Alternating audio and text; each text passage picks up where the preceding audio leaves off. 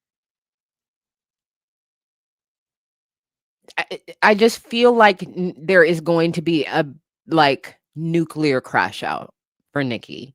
And at that point in time will be when I have to do another scripted video. So maybe at that point in time, I'll need to consult a professional, a subject matter expert on something real specific like.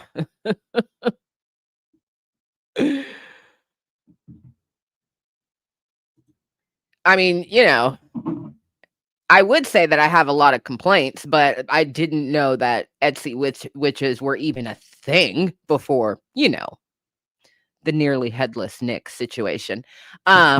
So I wasn't doing my part, I hadn't bought any combinations or, cast any spells or anything like that. Maybe I could have helped shift the balance on some things that happened this year, but 2026, baby. The 2026. Don't suggest evidence to a witch that shit's been effective. Okay.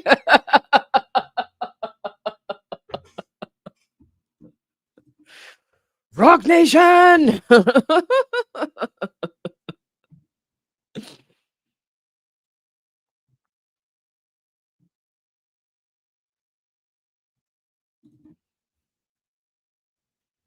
Fortification.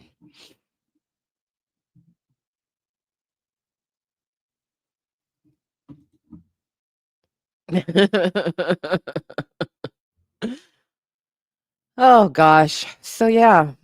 Yeah. I wonder if I'll what time is it? It's 2:00. I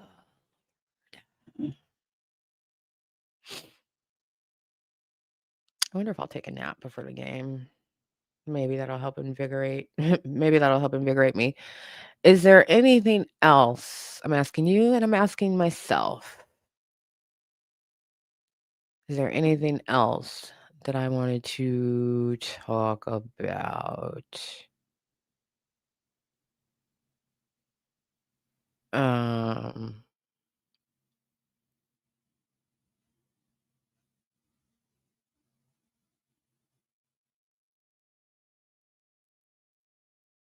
I don't think so. I can't. Well, yes, there is, but I can't think of what it is. I might be still a little loopy, Um, so there's that. Abso-fucking-lutely not. My content is completely irrelevant. But she could get nothing from my content. There would be no reason for her to do that. Um,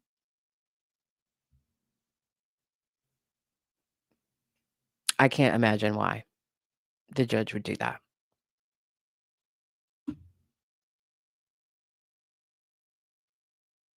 I can imagine some court staff having come across my content.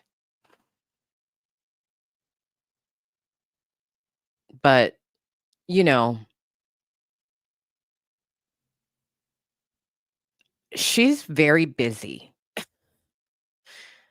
Federal court judges don't have a regular, like, city court schedule, you know?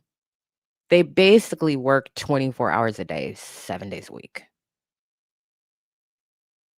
And that's why you'll see rulings come down after court hours or before court hours, or when you see motions filed over the weekend that may be time sensitive, you will see the judge come onto the docket.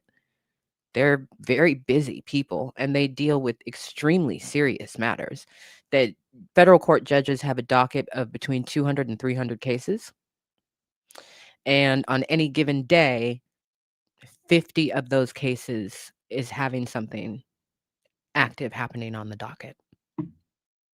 Trials, hearings, and you got to write opinions and rulings and yeah.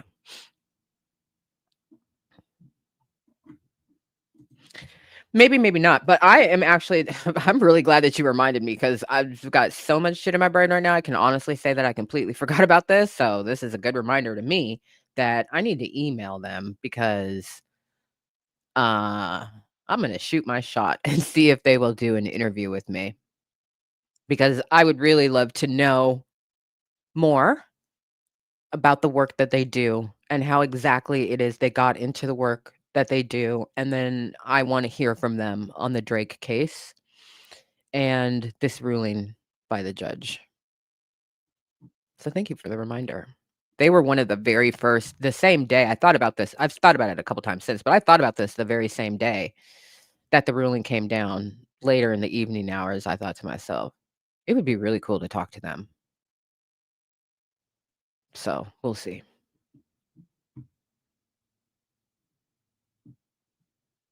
There's not very many people that I wanna hear from, you know? I'm not interested in hearing from people's attorneys. There's nothing that's happened in this case that is remarkable that I would wanna talk to an attorney about. This is only remarkable because of what the case is about, but in terms of procedure and rulings and all of that stuff, it's unremarkable. So, I would not wanna talk to any of them on either side for any reason whatsoever. I don't wanna talk to any of the people that have been mentioned, as I've, said many times. Although I would watch a video by John Denton. I've already said that. If he ever speaks about it, I'll be sat for that video. Um But the rap scholars, I would agree. I think the rap scholars are the ones that I would want to, hear from the most and be real interested in having a conversation with. So, if they say yes and there's, time in between the yes and when it happens, I may post something and say, "Hey, what are y'all's questions for the rap scholars?" But we'll see what happens. They may not want anything to do with the foolishness over here. Um, they also may be waiting, an obligatory well, maybe not. Maybe they don't give a shit. We'll see. But, they may be waiting the obligatory 30 days to see if Drake actually files a notice with the court indicating that he's actually going to appeal, because having your lawyer say it in public is nowhere near the same thing. So, we'll just have to wait and see.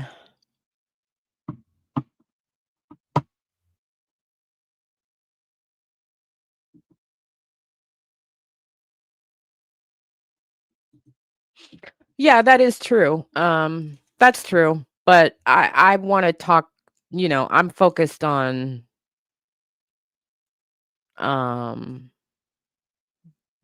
the case and them feeling compelled to file an amicus brief. I'm not sure that I'm interested in talking to any other rap scholars about this case in the context of freedom of speech, because we've already had this conversation on this channel. And so, I'm just being really perfectly honest. I can appreciate that people would think whoever it is may be interesting, and that's not a false premise.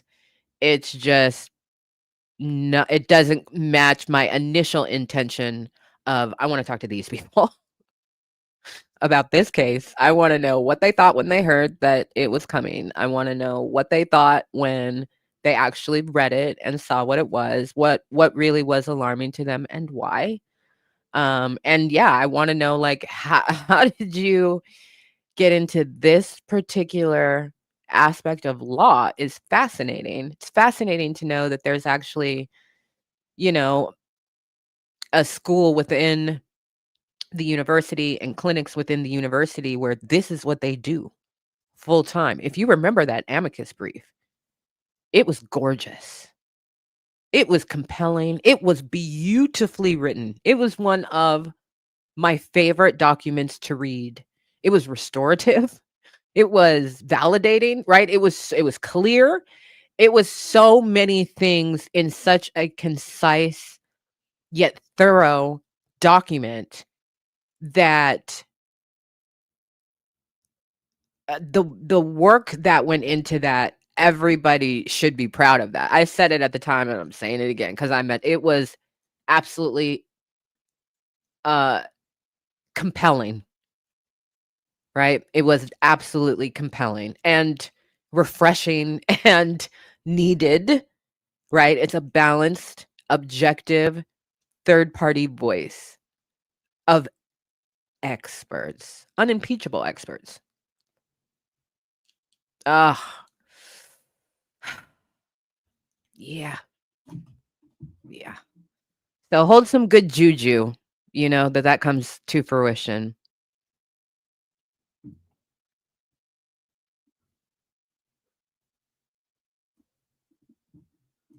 No, there isn't. And this would not be a conversations for the culture because none of the rap scholars are African American who wrote that amicus brief.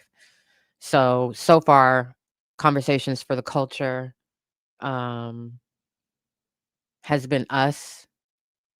And if there's ever an invitation issued to the conversations for the culture cookout, I'm going to be very intentional about who that is. And maybe I'll think about it and it will be them. And I say, you know what? I changed my mind.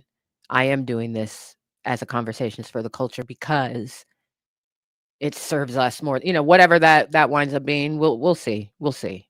But initially when I came up with conversations for the culture, it was to be having conversations with us about things that impact us. Um, and um It definitely doesn't have to be content creators or YouTubers specifically. It just so happens that it has been up until this point. And as I always say, I start a thing organically and then we just see where it evolves to. So we'll see what happens. I've got something else that I'm working on for the channel right now that I need to kind of wrap my brain around because it's a big mental lift. It is a big mental lift. And I actually got confirmation of it the same day that the motion to dismiss came down while I was on live. I got an email like, yes. And yes, this is a go. And I was just like, I can't think about this for a week. And literally a week to the day is when I responded back and said, okay, I'm starting to wrap. I now have space and capacity to start to properly get into pre-production on this thing. So, and no, it's not the episode. That's a whole nother thing that I'm working on.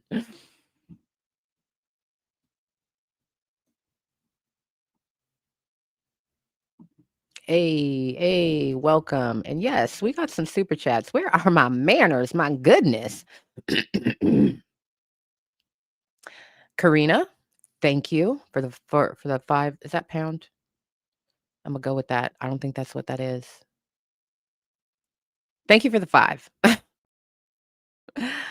From Amsterdam. Oh yeah. I don't think that is. I don't know what that is, but thank you. And I appreciate you. Let me pull it together. I'm a little loopy. Demetrius hitting the membership level. T-Mac. Rory and Mal thrive and revel in their ignorance and invite you to the stupid party. Yep. Don't want to read the docket, but got so many uninformed opinions. Whoop-de-doo. Hello, Robin Silver. Oh, thank you, beautiful. I appreciate the support. D2B2, paying my tithes. Hey, beautiful.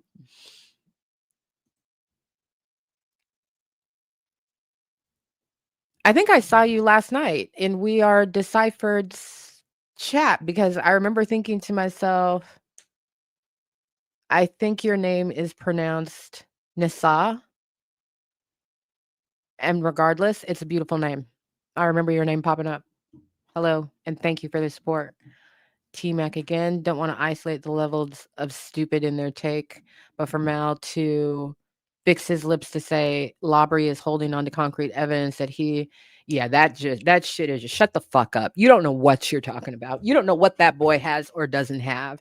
And if you claim that you do, I don't believe you because you've already proven that you have no fucking integrity.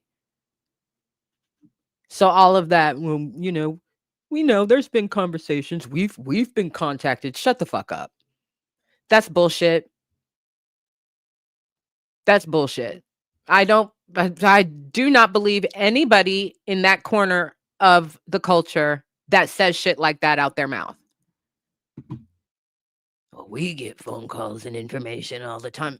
Okay, buddy. Sure you do. Shut the fuck up. But anyway, yeah, thank you for the $10. Thank you.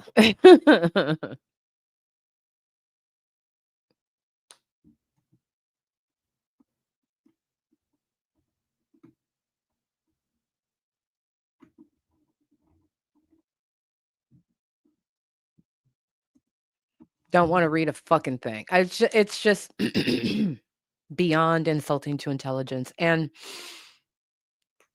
again, if I hadn't been on in the chat with some of y'all last night on We Are Deciphered, I wouldn't have gotten the my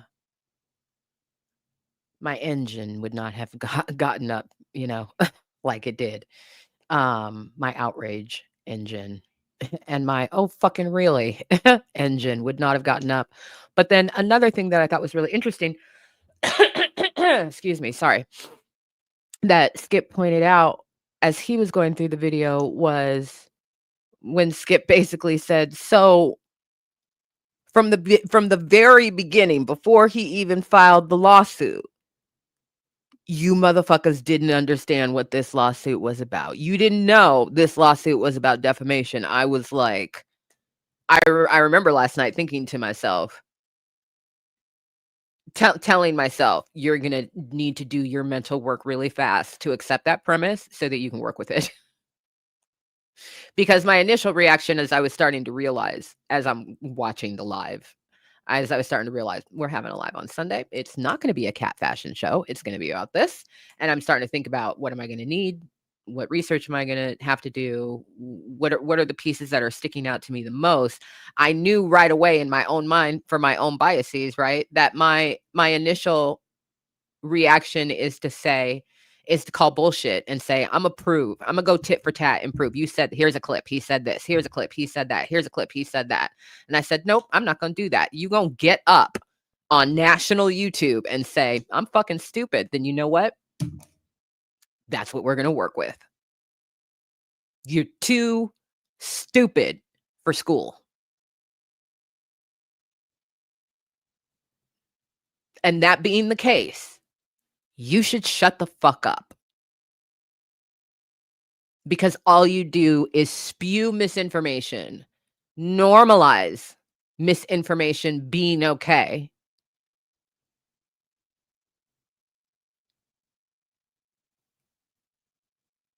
And hoe some kind of performative outrage, performative expertise.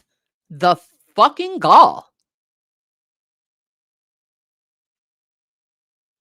It is a minstrel puppet fucking show over there. Too fool for school.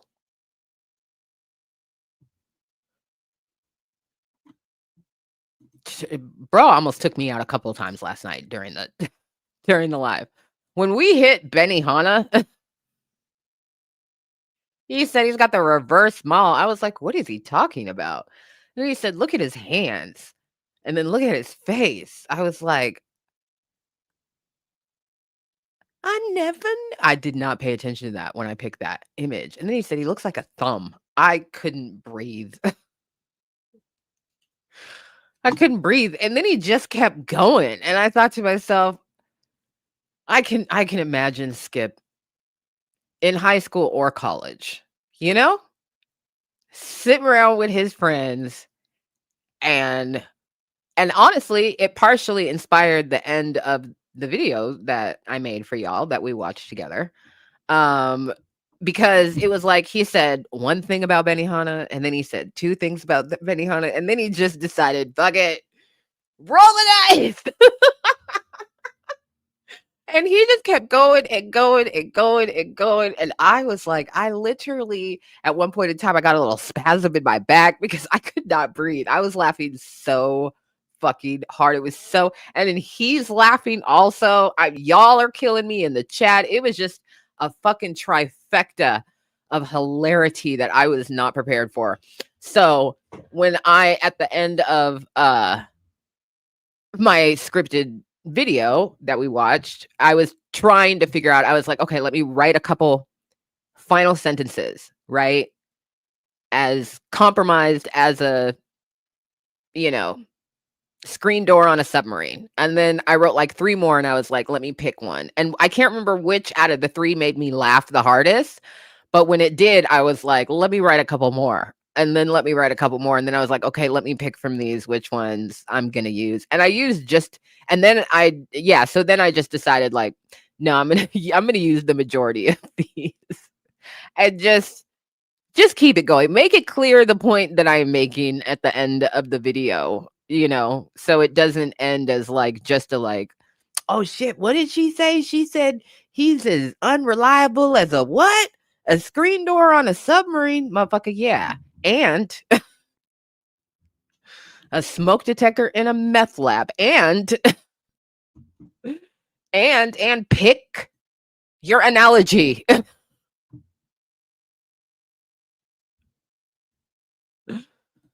Hell yeah. Yeah, we live here. It's ours. Of course we can.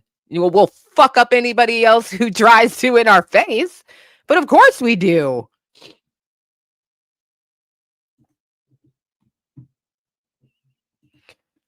Oh God. I mean, just so yeah, the laughs over there, that was healing last night because there was like 3 points during the live last night where it was just like, I can't fucking breathe. This dude is too fucking funny. Oh my God. Oh my God.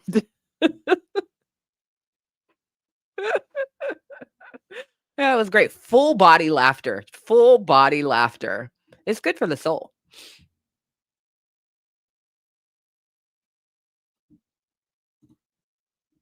You know?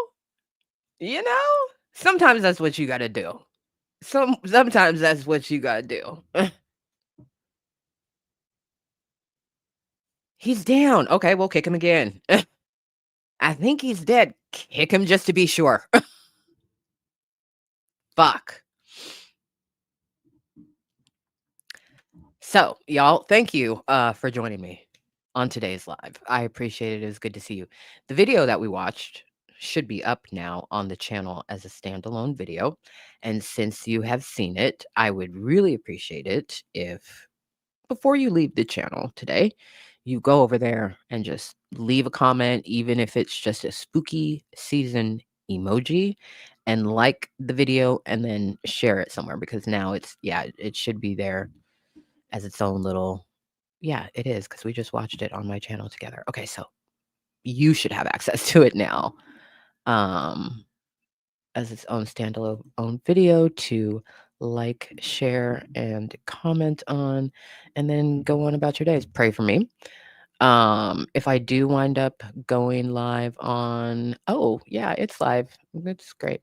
If I do wind up going live on Twitch tonight for the game, I may post something on the YouTube tab just to say, hey, I'm over here fucking freaking out, because that's the only circumstance in which I'm actually going to stream myself watching the game is if these motherfuckers really fucking play with my emotions. If it's an obvious, it's not gonna happen, I'm not gonna stream them. But if they really fucking with my emotions, it's history, baby. It's history.